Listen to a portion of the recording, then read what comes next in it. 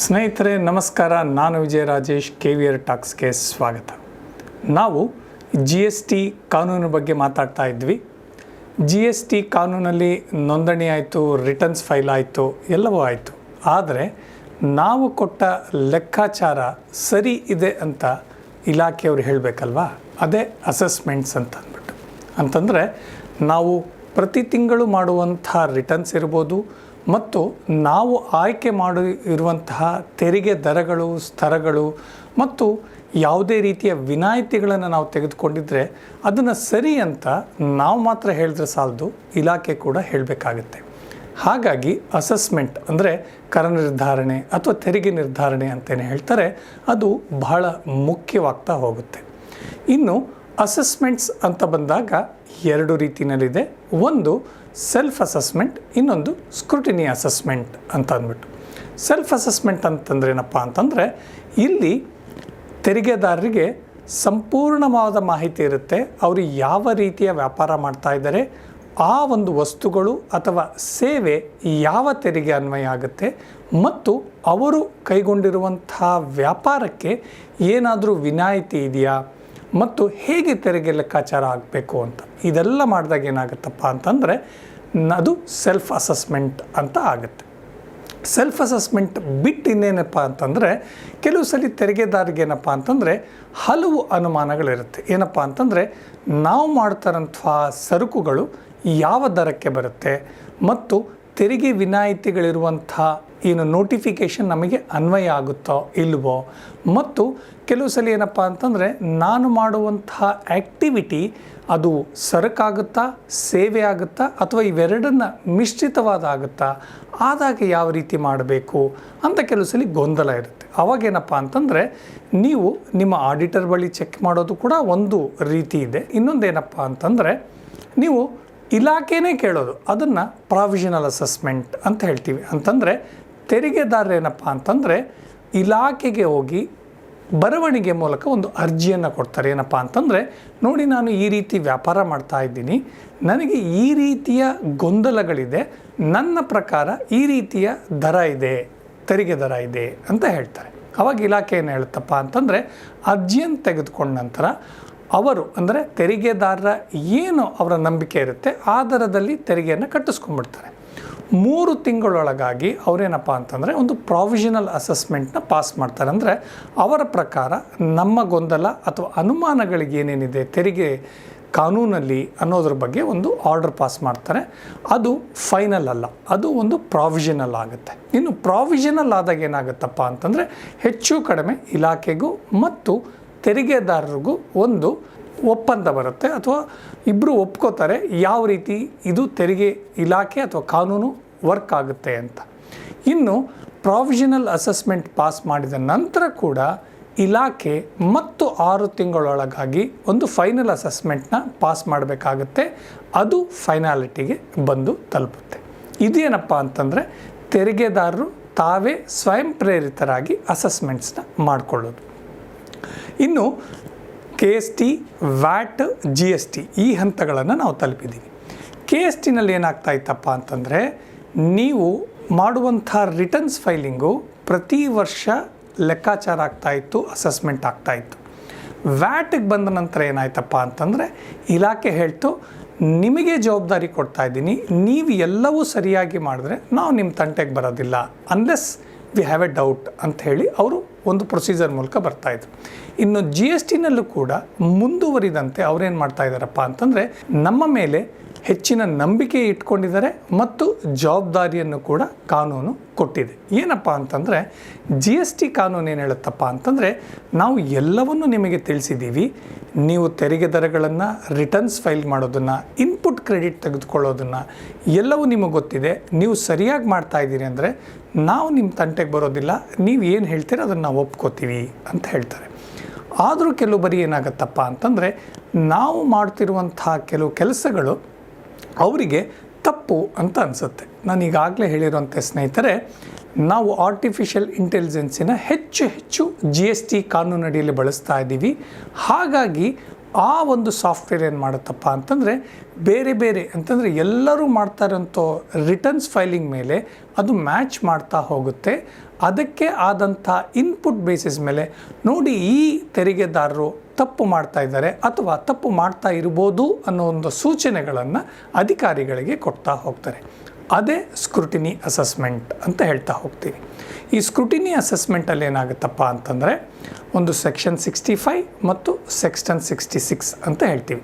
ಈ 65ನಲ್ಲಿ ಏನಾಗುತ್ತಪ್ಪ ಅಂತಂದರೆ ಅವರದ್ದೇ ಆದ ಒಂದು ಏನು ಇತಿಮಿತಿಗಳಲ್ಲಿ ಇಲಾಖೆ ಏನಪ್ಪ ಅಂತಂದರೆ ನಿಮ್ಮ ವ್ಯವಹಾರವನ್ನು ಅಸೆಸ್ಮೆಂಟ್ಗೆ ಸೆಲೆಕ್ಟ್ ಮಾಡ್ತಾರೆ, ನಿಮಗೆ ನೋಟಿಸನ್ನು ಕೊಡ್ತಾರೆ ಮತ್ತು ಅವರು ನಿಮ್ಮದೇ ಸ್ಥಳದಲ್ಲಿ ಕೂಡ ಆಡಿಟ್ ಮಾಡ್ಬೋದು ಅಥವಾ ನಿಮ್ಮನ್ನು ಅವರ ಕಚೇರಿಗೆ ಕೂಡ ಕರೆಸ್ಕೊಳ್ಬೋದು. ಇದರಲ್ಲಿ ಏನಾಗುತ್ತಪ್ಪ ಅಂತಂದರೆ ನೀವು ಕೊಟ್ಟಿರುವಂಥ ಲೆಕ್ಕಗಳು, ಅದಕ್ಕೆ ಪೂರಕವಾದಂಥ ದಾಖಲೆಗಳು ಮತ್ತು ಪತ್ರಗಳನ್ನು ನೀವು ಒದಗಿಸಿದಾಗ ಏನಾಗುತ್ತಪ್ಪ ಅಂತಂದರೆ ಅವರು ಎಲ್ಲವನ್ನು ನೋಡ್ತಾರೆ. ಎಲ್ಲವನ್ನು ಅಂತಂದರೆ ನಾವು ಜನರಲಿ GST ಅಂದರೆ ನಾನು ಸೇಲ್ಸ್ ಮಾಡ್ತಾಯಿದ್ದೀನಿ, ಪರ್ಚೇಸ್ ಮಾಡ್ತಾಯಿದ್ದೀನಿ, ಅದರದ್ದು ಮಾತ್ರ ಲೆಕ್ಕ ಕೊಟ್ಟರೆ ಸಾಕು ಅಂತಂದರೆ ಹಾಗಿಲ್ಲ. ಅವರಿಗೆ ಅವರ ವ್ಯಾಪ್ತಿಗೆ ಮತ್ತು ತೆರಿಗೆ ವ್ಯಾಪ್ತಿಗೆ ಬರುವಂಥ ಬಹಳಷ್ಟು ವಿಚಾರಗಳಿಗೆ ನಾನು ಒಮ್ಮೆ ಕೂಡ ಮೆನ್ಷನ್ ಮಾಡಿದೆ. ಅಂತಂದರೆ ನಿಮ್ಮ ಪ್ರಾಫಿಟ್ ಆ್ಯಂಡ್ ಲಾಸ್ ತೆಗೆದುಕೊಂಡ್ರೆ ನೀವು ಮಾಡುವಂಥ ಖರ್ಚುಗಳು, ಉದಾಹರಣೆಗೆ ನೀವು ಮಾಡುವಂಥ ಬಾಡಿಗೆ ಖರ್ಚು ಇರ್ಬೋದು ಮತ್ತು ಸೇಲ್ಸ್ ಪ್ರಮೋಷನ್ ಇರ್ಬೋದು, ಆ ರೀತಿಯ ಹಲವಾರು ಖರ್ಚುಗಳು ಕೂಡ ಅದು ತೆರಿಗೆ ವ್ಯಾಪ್ತಿಗೆ ಬರುತ್ತೆ. ಅದನ್ನು ಈ ಆಡಿಟಲ್ಲಿ ಮಾಡ್ತಾ ಹೋಗ್ತಾರೆ. ಒಮ್ಮೆ ನಿಮ್ಮ ವ್ಯಾಪಾರ ಸಂಸ್ಥೆ ಸೆಕ್ಷನ್ 65 ಕೆಳಗಡೆ ಆಡಿಟ್ ಆಗಿದೆ ಅಂತಂದರೆ ಮತ್ತೆ ಇನ್ಯಾವುದೇ ಅಧಿಕಾರಿ ಕೂಡ ನಿಮ್ಮ ಸಂಸ್ಥೆ ಆಡಿಟ್ ಮಾಡೋದಕ್ಕೆ ಪ್ರಾವಿಷನ್ ಇರೋದಿಲ್ಲ. ಇನ್ನು 66 ಅಂದರೆ ಏನಪ್ಪ ಅಂತಂದರೆ ಸ್ಪೆಷಲ್ ಆಡಿಟ್ ಅಂತ ಹೇಳ್ತೀವಿ. ಅಂತಂದರೆ ಯಾವುದೋ ಒಂದು ಪರ್ಟಿಕ್ಯುಲರ್ ಮಾಹಿತಿ ಆಧಾರದ ಮೇಲೆ ನಿಮ್ಮನ್ನು ಒಂದು ಮಾಹಿತಿ ಕೇಳಿರ್ತಾರೆ. ಅವಾಗೇನಪ್ಪ ಅಂತಂದರೆ ಅದನ್ನು ನೋಡಿದಾಗ ಅಥವಾ ಆಡಿಟ್ಗೆ ಬಂದಾಗ ಈ ಒಂದು ಬಿಸ್ನೆಸ್ಸಲ್ಲಿ ಈ ಸಂಸ್ಥೆಯಲ್ಲಿ ಏನೋ ಒಂದು ಸಮಸ್ಯೆ ಇದೆ, ನಾವು ಹೆಚ್ಚು ಇನ್ನು ಆಳವಾಗಿ ನಿಮ್ಮ ಲೆಕ್ಕಪತ್ರಗಳನ್ನು ನೋಡಬೇಕು ಅಂದ್ಕೊಂಡಾಗ ಏನಾಗುತ್ತಪ್ಪ ಅಂದರೆ ಸೆಕ್ಷನ್ 66 ಕೆಳಗಡೆ ಸ್ಪೆಷಲ್ ಆಡಿಟ್ ಆಗ್ತಾ ಹೋಗುತ್ತೆ.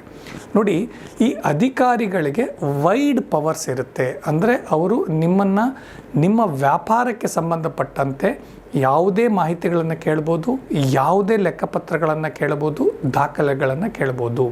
ನೀವು ಇಲ್ಲ ಅಂತ ಹೇಳೋದಕ್ಕೆ ಆಗೋದಿಲ್ಲ. ಅದು ವ್ಯಾಪಾರಕ್ಕೆ ಸಂಬಂಧಪಟ್ಟಂತೆ ಇರಬೇಕು. ನಿಮ್ಮ ವೈಯಕ್ತಿಕವಾಗಿ ಅವ್ರು ಕೇಳೋದಕ್ಕೆ ಅಧಿಕಾರ ಇಲ್ಲ. ಇನ್ನು 65, 66 ಅಸೆಸ್ಮೆಂಟ್ಸು ಜನರಲಿ ಆಗ್ತಾ ಇರುತ್ತೆ.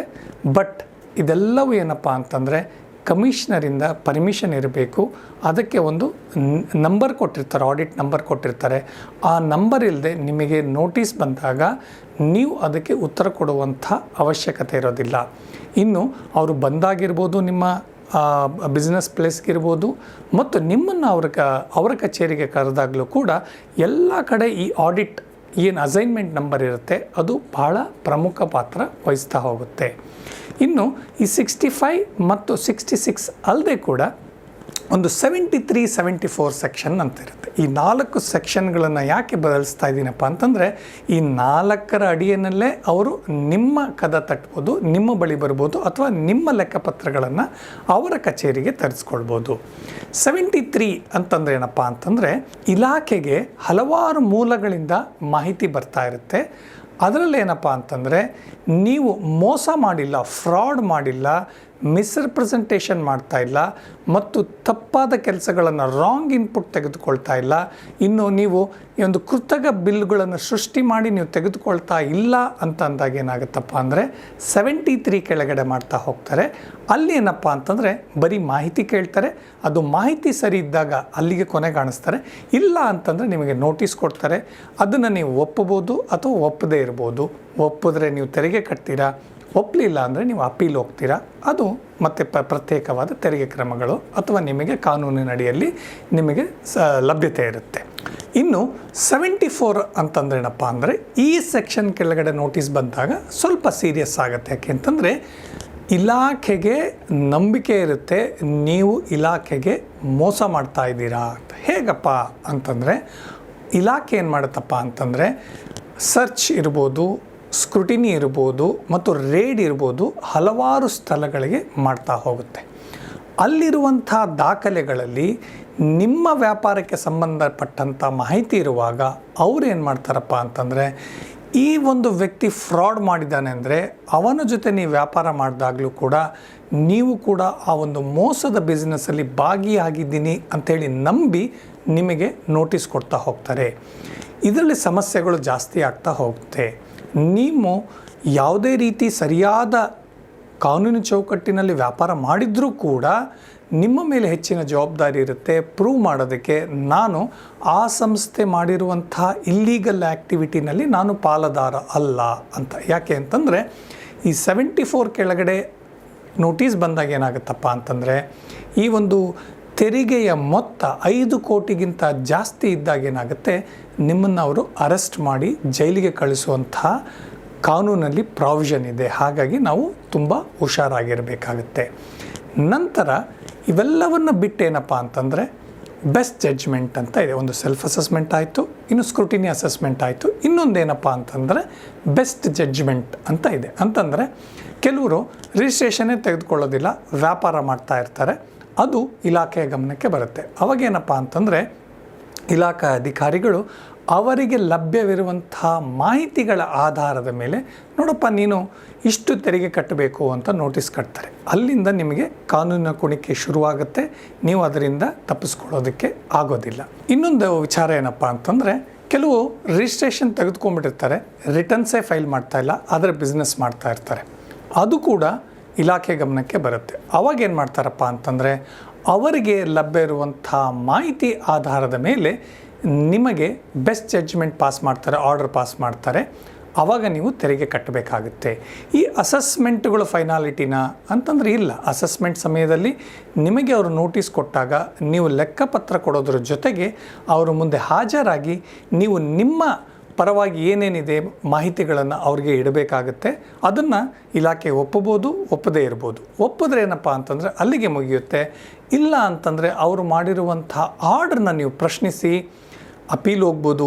ಅಪೀಲಿಂದ ಟ್ರಿಬ್ಯುನಲ್ ಇದೆ, ಟ್ರಿಬ್ಯುನಲಿಂದ ಹೈಕೋರ್ಟ್ ಇದೆ, ಹೈಕೋರ್ಟಿಂದ ಸುಪ್ರೀಂ ಕೋರ್ಟ್ ಇದೆ. ಆದರೆ ಇದೆಲ್ಲ ಏನಪ್ಪ ಅಂತಂದರೆ ನೀವು ಮಿನಿಮಮ್ ಡೆಪಾಸಿಟ್ ಕೊಡಬೇಕಾಗತ್ತೆ ಮತ್ತು ನಿಮ್ಮ ವಕೀಲರಿಗೆ ಮತ್ತು ಸಮಯಗಳ ಏನು ಇನ್ವೆಸ್ಟ್ ಮಾಡಬೇಕಾಗತ್ತೆ, ಇವನ್ನೆಲ್ಲ ನೀವು ಆಧಾರ ಮಾಡಿ ನಿರ್ಣಯ ತೆಗೆದುಕೊಳ್ತಾ ಹೋಗಬೇಕಾಗತ್ತೆ.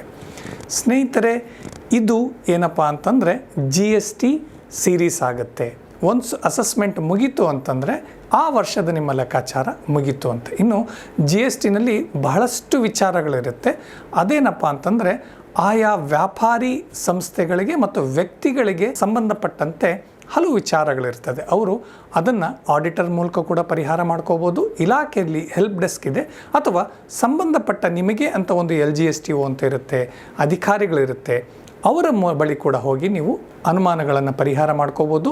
ಇಲ್ಲ ನಿಮಗೆ ಅಸೆಸ್ಮೆಂಟ್ ಆಗ್ತಾ ಏನಪ್ಪ ಅಂತಂದರೆ ನಿಮ್ಮ ವ್ಯವಹಾರದ ಬಗ್ಗೆ ಕಾನೂನಿನಲ್ಲಿ ಅಥವಾ ಇಲಾಖೆಗೆ ಯಾವ ಒಂದು ಅಭಿಪ್ರಾಯ ಇದೆ ಅಂತ ಕೂಡ ನೀವು ತಿಳಿದುಕೊಳ್ಬೋದು.